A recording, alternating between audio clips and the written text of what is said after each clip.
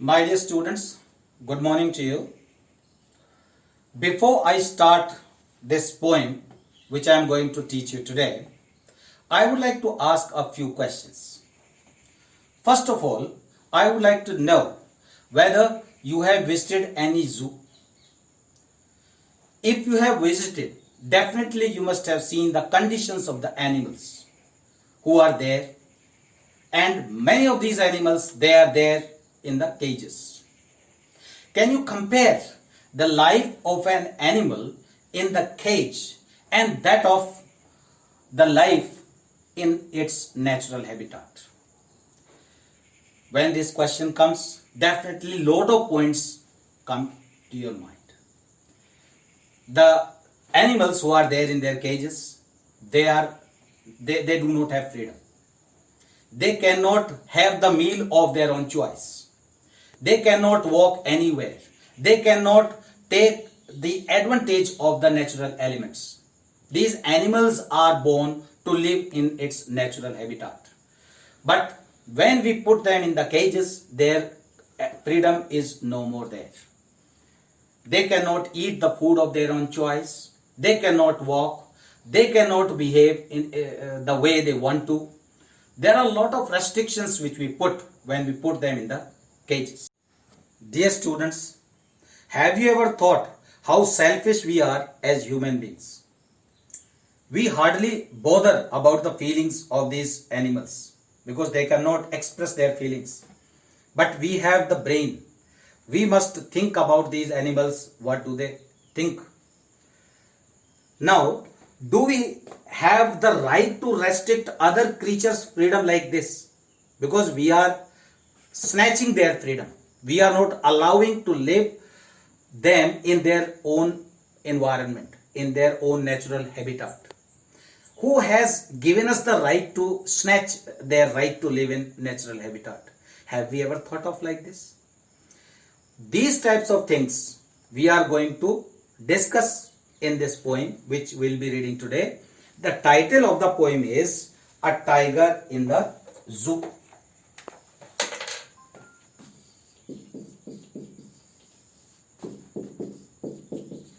A Tiger in the Zoo. It is written by Leslie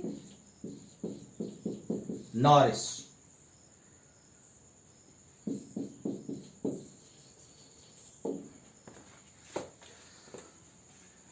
Okay. First of all, I would like to read this poem for you. Please listen to it very carefully. He stalks in his vivid stripes, the few steps of his cage, on pads of velvet quiet, in his quiet rage. He should be lurking in shadow, sliding through long grass, near the water hole where plump deer pass. He should be snarling around houses at the jungle's edge, bearing his white fangs his claws, terrorizing the village. But he is locked in a concrete cell, his strength behind bars, stalking the length of his cage, ignoring visitors. He hears the last voice at night, the patrolling cars, and stares with his brilliant eyes at the brilliant stars. Now, before I read it again for you and explain the difficult words, I would like to give you some views about what is this poem about. As I have told you, this is the poem about a tiger, his life in the cage. In this poem itself, you will come to know that there are 5 stanzas. In 2 stanzas, that is in 2 and 3, it talks about the tiger's natural habitat. It talks about the life of the tiger, how it leads its life in its natural habitat. And stanzas number 1, 4 and 5, they talk about the life of the tiger in the zoo. So, in the zoo, as I have already told you, this is a restricted life. We have snatched the freedom of the tiger. It cannot behave the way it wants to, the way it can behave in its natural habitat. It is not happy. This life is beyond his freedom. He can never enjoy his life inside the cage. So now one by one stanza I would like to explain for you. You please pay your attention here. He stalks in his vivid stripes. The poet has used the word he for the tiger. And actually it is the animal. So instead of we must use the pronoun it. But the writer is using the word he. This is a fine piece of personification. I'll be talking about the use of literary devices also simultaneously. At the time of explanation of this poem, I would be talking about which literary device is used in which line. So he stalks in his vivid stripes. So he here is the example of personification. Stalks means walks. Stalks means walks. He walks in his vivid. Vivid means very lively. Very lively. Stripes are there on his body, stripes on his skin. So he walks in his vivid stripes, the few steps of his cage. Where is he walking? He is walking inside the cage. So life of the tiger is shown in this stanza in the cage when it is walking. On pads of velvet quiet. So pads of velvet quiet. This is under the underside of the tiger's paw. Pads of velvet stands for underside of tiger's paw. Very soft, which are very soft like velvet. So when we are talking the word like, that is we are comparing the pads, the paws of the tiger with the pads of velvet. So it is a fine example of metaphor. What is metaphor? Metaphor is an implied simile. He fought like a lion. It is the example of simile. He was a lion in the battle. It is an example of metaphor. So metaphor is an implied simile. So here on pads of velvet quiet, his paws, the paws of the tigers are compared with the pads of velvet. Velvet is very soft material. In his quiet rage, quiet word, silent, rage means anger. Rage means anger. So quiet and rage, again these are two different words, two opposite words. Quiet means peace, rage means anger. These are two opposite words which are used together. So this is an example of oxymoron. Oxymoron is another literary device. And what is an oxymoron? Oxymoron is a literary device in which two opposite ideas are used together. In this example, quiet and rage, these are two opposite words which are used together. So in the very first stanza, the life of the tiger is shown, where he is inside the cage, very angry, not behaving normally, and there are three literary devices which are used. The very first word he shows it is an example of personification because the tiger has been personified. He is considered as a human being. Then on pads of velvet quiet, this is an example of metaphor. And in his quiet rage is the example of oxymoron. So in the very first stanza, the poet talks about the life of tiger in the cage who is very angry. I mean, the tiger is very angry in the cage. It is not behaving properly. Let's now come to the second stanza. He should, again he word is being used, so it is again personified. Personification. The use of personification is there in each and every line. He should be lurking. Lurking means hiding. Lurking means hiding. In shadow. As I have told you, the stanza number 2 and 3 show the life of the tiger inside its natural habitat, in its own natural environment. So in the second stanza, the life of the tiger is shown in the open environment, its natural environment. So the poet is saying he should be lurking, hiding. Instead of being put there in the cage, this tiger must have been there in its open habitat. That is, he must be hiding in the shadows. Shadows, behind the bushes, as it does in its natural habitats. It doesn't walk openly all the time.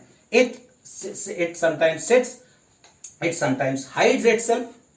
So the poet says that instead of the cage, the tiger must have been in its open habitat. Sliding through long grass. Sliding means walking. It must have been walking in the long grass, as it does while living in its natural habitat. Near the water hole, where could it be sliding? Near the point of a water, where it generally visits for drinking water. Where plump deer pass. Plump means fat, fatty. Deer is a kind of animal. Pass means cross. Generally near that water point, lot of deers pass. They also come there to drink water. So tiger hides there near the water points, and as and when it gets the opportunity, it attacks and kills them. So instead of, the poet says that instead of keeping this tiger in the cage, it must have been left free. It must be there in the open forest, where it could live its life in a natural habitat naturally. It must have the freedom. Now, in this stanza again, two literary devices are used. The very first one, there are rather three literary devices. He, personification. Should, lurking in shadow. So should and sha. In this very first line, there are two words, should and shadow. Both of these words are creating sha sound. That is, sha sound repeats in the very first line. So this is a fine example of alliteration. What is an alliteration? Alliteration consists the repetition of a consonantal sound. So in the very first line, sha sound repeats. That is why it is a fine example of alliteration. So he is the example of personification. Should and shadow, this is the example of alliteration. And plump deer pass. Again, pa sound repeats in the last line of this stanza. Plump deer pass. Plump and pass. Again, we have the example of alliteration. So we have two literary devices, personification and alliteration. Alliteration, there are two examples of alliteration and one example of personification. So total three literary devices are used in this stanza. Good. Next, stanza number 3. He should be snarling. What do you mean by snarling?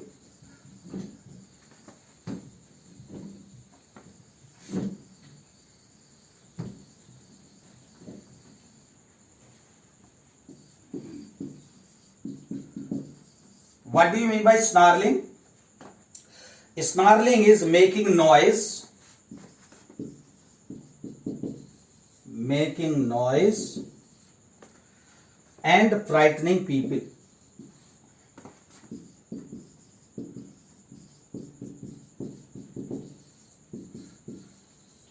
So stanza 3 also, I told you that it is set there in the natural habitat of the tiger. He should be snarling. What must it have been doing there in its natural habitat? It must have been snarling at the human beings who were passing through that area. around houses. So he should be snarling around houses. Houses here stands for at the edge of the forest.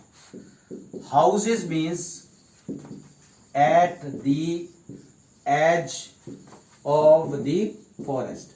So next time now the poet talks that instead of keeping this tiger inside the cage, it must have been left free. It must have been walking around the houses. Houses means houses which are at the edge of the forest. At the jungle's edge. Edge means corner, where the jungle starts. That is where the human beings reside. So this tiger must have been there.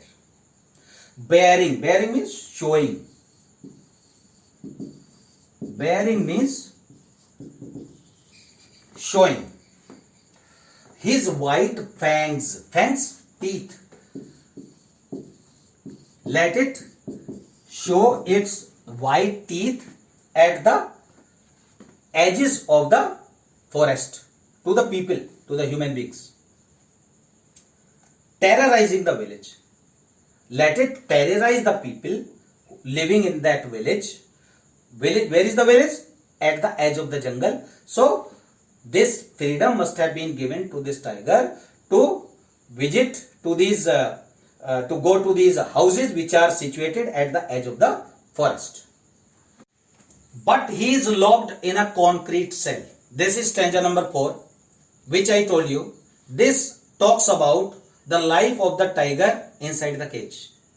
So instead of keeping this tiger inside the forest in its own natural habitat, the tiger is kept in the cage.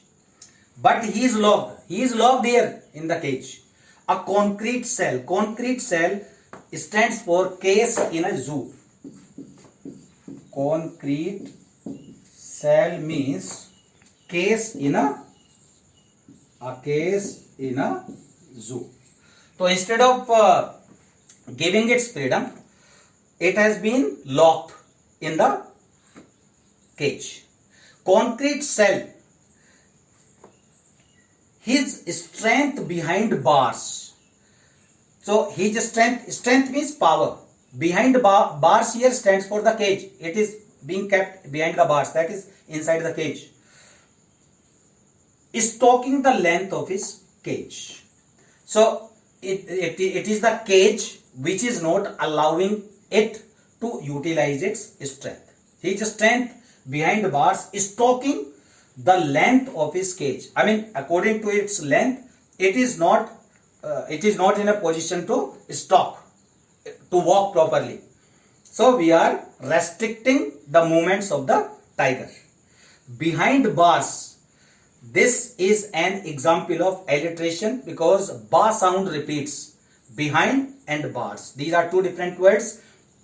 Starting with bar sound, again we have the example of alliteration. Alliteration consists the repetition of a consonantal sound, I have told you. So bar sound repeats again. So it is an example of alliteration. So we are restricting the movement of the tiger by keeping it there inside the cage. Ignoring visitors, and it is ignoring visitors. It is not bothering about the visitors. Visitors, they are enjoying, but it is ignoring them. It doesn't have anything to do because it is no more interested in showing its activities to the visitors. It is more interested to go out to live in its own natural habitat. And the last stanza, I am reading it for you. He bears the last voice at night. And when it is the evening time, he hears the last voice at night. When the people around him talk, he listens their sound. The patrolling cars, the cars which come there for patrolling purpose, he listens the sound of these cars and stares. Stares means looks.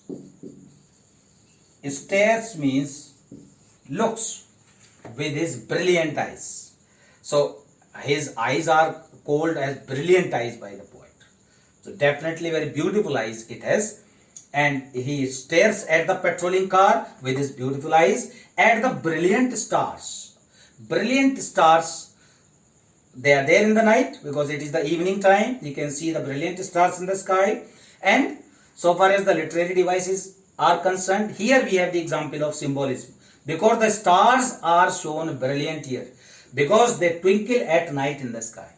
They twinkle at the night in the sky. So the stars are called as brilliant. So this is a fine example of symbolism. So in short, let me tell you, different types of literary devices are used: personification, metaphor, oxymoron, alliteration, and symbolism. So these are some of the literary devices which are used. Now, dear students, I would like some of you to please read this poem one after the other. First of all, you can anybody can stand up and read this poem loudly. I would like to invite a few students to read it one after the other. Now, I would also like some of the students to give the central idea of this poem. As I have told you, this poem is divided into two parts. The first part of the poem talks about the life of the tiger inside the cage. There are the strangers which are exclusively talking about the tiger's life inside the cage and outside the cage. When it is inside the cage, it is in rage. That is, it is in angry mood. It is not happy. Whosoever visits, it doesn't like. Whatever the food is given to it, it doesn't like. It likes its own natural habitat. So, the central idea of the poem, as you know, is that these types of animals should be left free. They should be given the opportunity to live in their own natural habitat. Can you tell me now what is the rhyming scheme of this poem? Rhyming scheme, you know, how are the words rhyming? So if you look at stanza number 1, I am reading it for you. He stalks in his vivid stripes, the few steps of his cage, on pads of velvet quiet, in his quiet rage. So you can identify yourself. The rhyming scheme of this poem is A, B, C, B. So stripes A, cage B, quiet C, and rage is B. So cage and rage, these two words are rhyming in stanza number 1. In stanza number 2, grass and pass, they are rhyming. In stanza number 3, edge and village, these two words are rhyming. In stanza number 4, bars and visitors, these two words are rhyming. And in the last stanza, cars and stars, they are rhyming. And in all the 5 stanzas, the rhyming scheme of the poem is A, B, C, B. In all the stanzas, the rhyming scheme is like this. Now, I would like to ask some of the students to identify words to visualize the tiger in the zoo. If you want to visualize the tiger in the zoo, how would you like to visualize it?